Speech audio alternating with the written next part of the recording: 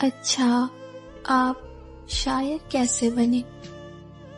दिल को तुम्हारी दीद ने शायर बना दिया, खामोशियों को दर्द का दफ्तर बना दिया।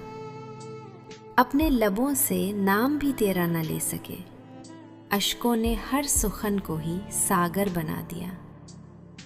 एक अक्स तेरी याद का दिल में उतर गया, वीरान दिल को खुल्द का मंजर बना दिया। हम थे कि कोई हर्फ भी लिखते ना थे कभी, तेरी नज़र ने हमको सुखनो वर बना दिया। महफिल में जब भी जिक्र हुआ तेरे हुस्न का, हर लफ्ज़ को निगाह ने गौहर बना दिया।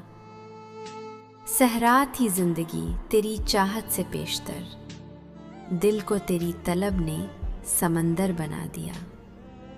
सागर, ये तेरी चश्म का कैसा है मोजज़ा, एक आम आदमी को कलंदर बना दिया।